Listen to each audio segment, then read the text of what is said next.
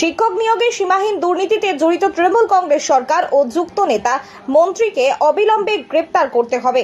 ছাড়া স্কুল শিক্ষাকে বাঁচানোর দাবিতে এবং চাকরিহারারা শিক্ষক শিক্ষিকাদের শান্তিপূর্ণ মিছিলের ওপর পুলিশের বড় পরিচিতি অত্যাচারের প্রতিবাদে পূর্ব বর্ধমানের জামালপুরে লাল ঝান্ডা কাঁধে নিয়ে একটি বিশাল মিছিল সংগঠিত করলেন জামালপুরের বাম গণসংগঠনের পক্ষ থেকে। মিছিল শুরু হলো জামালপুর সিপিআইএম পার্টি অফিস থেকে, শেষ হয় জামালপুর থানার সামনে জামালপুর বাস স্ট্যান্ডে। মিছিল দেখার জন্য রাস্তার দুপাশে ভিড় ছিল চোখে পড়ার মতো।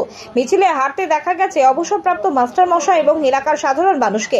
জামালপুর বাস স্ট্যান্ডে মিছিলের শেষে কিছুক্ষণ পথসভা করা হয়। পথসভায় বক্তব্য রাখার সময় নেতৃত্বরা বলেছেন, মুখ্যমন্ত্রীর নির্দেশে এই বর্বরচিত অত্যাচার শিক্ষক শিক্ষিকার ওপর করা হয়েছে এবং তারা আরো দাবি করেন পুলিশের পোশাক পরিয়ে তৃণমূলের ক্যাডার দিয়ে অত্যাচার নামিয়ে আনা হয়েছিল। ধিক্কার জানিয়েছেন জামালপুর এরিয়া কমিটির সম্পাদক সুকুমার মিত্র। বলেন, স্বচ্ছতার সাথে যোগ্য চাকরি প্রার্থীদের অবিলম্বে চাকরি দিতে হবে।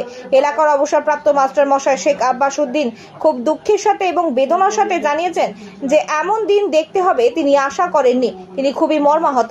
আমরা শুনে নেব আজকের এই শিক্ষক নিয়োগের দুর্নীতি নিয়ে জামালপুর ব্লক সিপিআইএম এর পথসভা কিছু কথা। জামালপুর থেকে সুব্রত চক্রবর্তীর রিপোর্ট, বাংলা এমজি নিউজ। আমাদের রাজ্যের যে সমস্ত চাকরি ছেলেমেয়ে যারা চাকরিতে যুক্ত ছিল তাদের চাকরি চলে গেছে।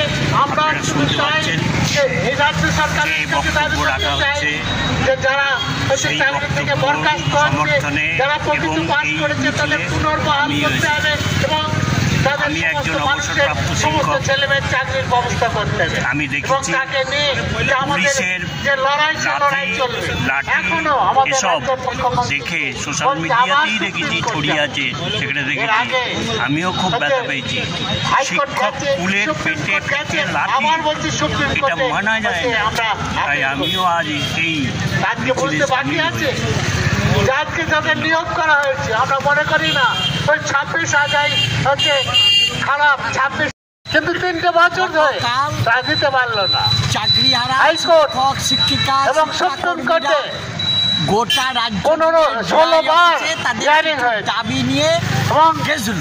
এই 16 বারে রাজ্য সরকার একবারও পারলো না। ছিল কোনো লাঠি ছিল না, কোনো 22 লক্ষ ছেলে মেয়ে তারা পরীক্ষা দিল। আমরা ভলেন্টিয়ারি, তার মধ্যে এই যে 26,000 বেতন পাবো, চাকরিতে বহাল করা হয়েছিল বহাল হবে, তাদের ওএমআর দেওয়া হবে। তো যেখানে সে পরীক্ষা দেওয়ার পর সেই খাতা দেখে সেখানে তার মার্কশিট দেওয়া ছিল এবং তা দেখে বোঝাইতে হবে যে কে পাস করেছে, কে পাস করেনি, কে পরীক্ষা না দিয়ে চাকরিতে ঢুকেছে। হাত ভেঙেছে। এইরকম একটি অবস্থার মধ্যে আমাদের রাজ্য সরকার চাল বহনা করে দাঁড়িয়ে এবং আজকে সুপ্রিম কোর্ট ছাত্র যুব তার রায় দিয়েছে যে আজকে 26,000 যারা শিক্ষক শিক্ষিকা যারা নিয়োগ হয়েছিল তাদের চাকরি অবৈধ, সেই প্যানেল বাতিল।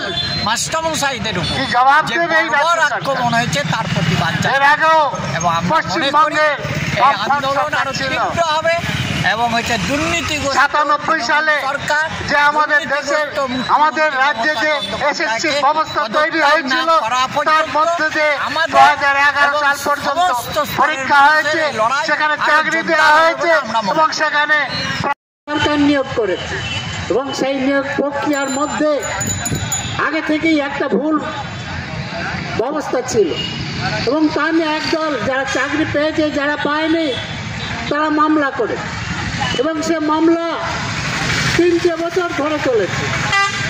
হাইকোর্টে চলেছে, সুপ্রিম কোর্টে চলেছে এবং হাইকোর্ট বলেছে রাজ্য সরকারকে আপনাকে চালাচ্ছে। 1998 সালে চালু হওয়া স্কুল সার্ভিস কমিশন, মাদ্রাসা সার্ভিস কমিশন, যার মধ্য দিয়ে হাজার হাজার ছেলে মেয়ে স্কুলে চাকরি করত, মাদ্রাসায় চাকরি করত। 11 সালে বামফ্রন্ট সরকারটা চলে যাওয়ার পর আমাদের রাজ্যে নতুন সরকার এসেছিল।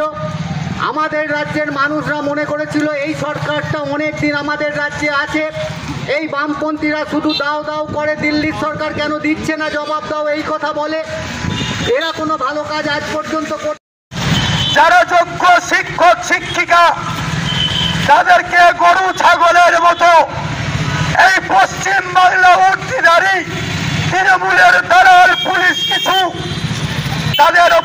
নির্মম অত্যাচার করেছে। আমাদের প্রশ্ন, আপনারা যারা দুর্নীতি করলো তাদেরকে ধরতে পারলেন না, অথচ যারা মেধা, যারা চাকরি হারা, তাদের কষ্ট, তাদের ব্যথা, তাদের যন্ত্রণা থাকবে, এটাই স্বাভাবিক। কিন্তু তারা